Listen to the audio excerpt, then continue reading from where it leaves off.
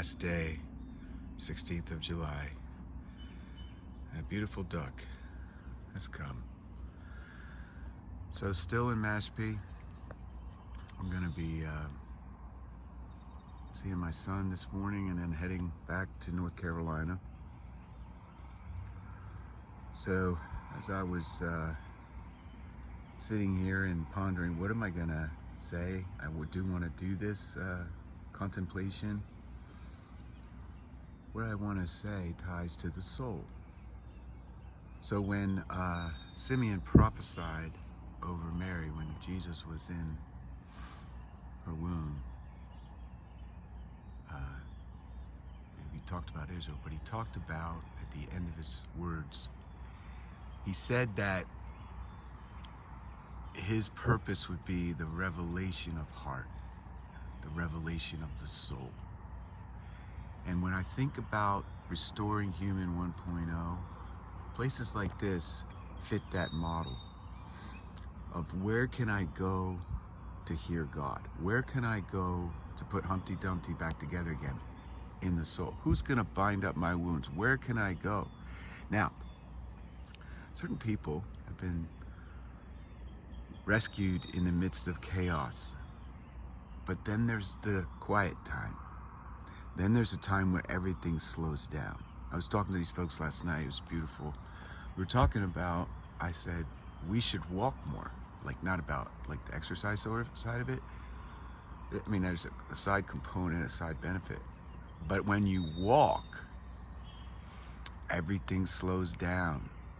Even like if you're a jogger, you're just jogging. You can't look around. You're just focused on your wind and your gait and not twisting your ankle. But when you walk, everything slows down so you can look around. You can have a conversation. Everything comes in at the right speed, slow.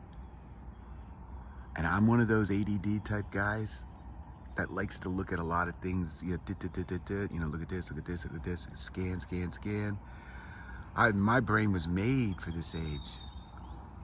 I don't have a problem learning new things. I don't have a problem having 2 phones, 2 iPads, and a laptop. It doesn't wear me out at all. It just like, it makes me happy, and in one sense I get a lot done. But what I needed to do, and what the Lord did for me, he sent me to a place in 2005 to land, to water a river and a creek, and I would just go walk. And then after I lost everything in 2008, I went back to the creek. I'm going to tell you a little quick thing, and I think this probably will end up being the theme. It's obviously the soul that Jesus said, if you lose your soul, you lose it all. So what is our responsibility today? It's our soul.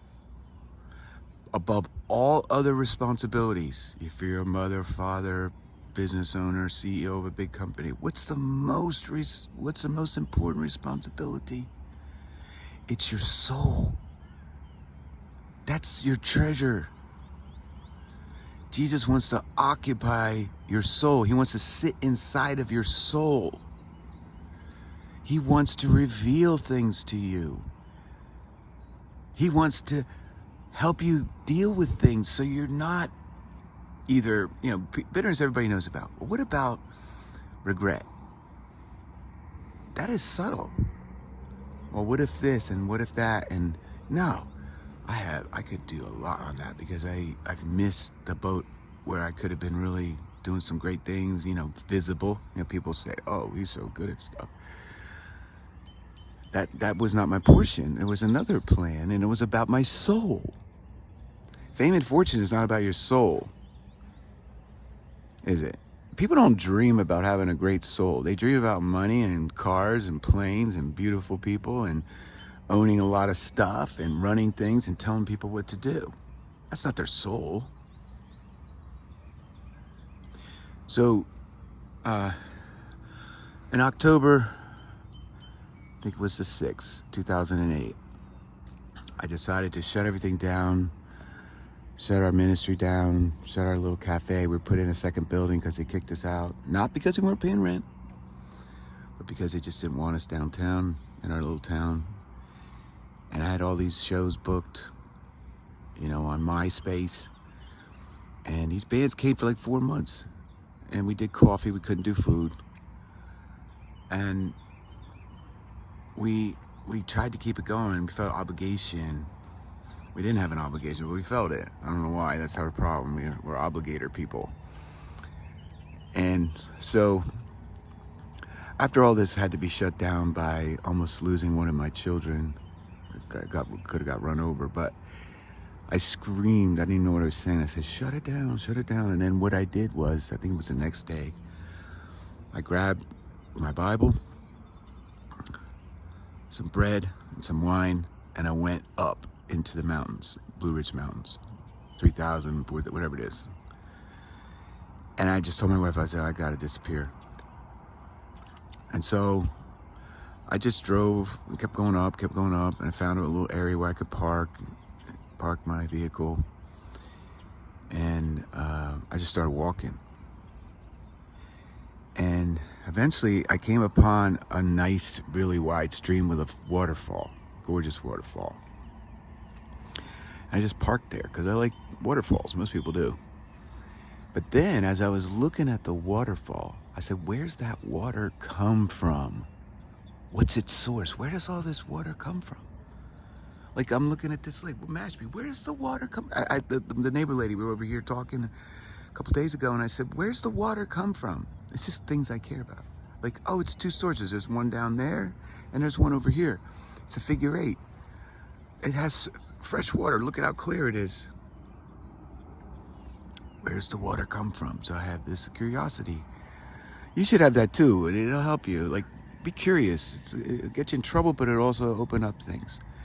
So as I go and ask this question, I say, you know what? I'm gonna find the source of this beautiful water that I'm looking at right now. And me being, I have a little bit of an athletic background or beat your body up background. So I was like, I'm just gonna keep going. So it was up. And I kept going up, and I kept going up and bouncing around the rocks and touching the water and drinking a little bit of it, and kept going up. And finally, where the wild ponies were running, literally, I saw wild ponies, and I said, my wife doesn't even know where I'm at. What if something happens to me? They won't find me. And here I am, a father of 7 at that time. I was like, you're not very responsible. But I was so tore up by losing this cafe and the ministry and the things we were doing, and we lost a bunch of money in a big event. I just had to go somewhere. So I go to this place, and I go to the top of this mountain to find the source, and I look around the bend, and I see the little part at the top of the mountain where it kind of comes out the side of like a rock, and it just streams on down, and it goes all the way to the ocean. And I'm like, wow. And I said, source, right? Source. And then I felt the voice. It's a calm, a peace. And I felt, I am your source. I am your source. The Holy Spirit, Yeshua, the Father. I am your source. And then, what do you know what I said then? Of all the pain, the tragedy, the shipwreck, and he didn't say anymore. So, all these years later, what can I say? The source for everything that comes your way, like on a conveyor belt, is the living God. Yes, Satan comes at us, but we could deflect it. We could ignore it. We could heal from it, or we could contradict it. We could say, "No, you're a liar. Get out of here." God, I am blessed. I'm seated with Christ in heavenly places. I'm a son of the Most High. And I have authority and dominion. I've been given to me here by God at creation. I was given the garden. I was given the earth to be its manager, not you.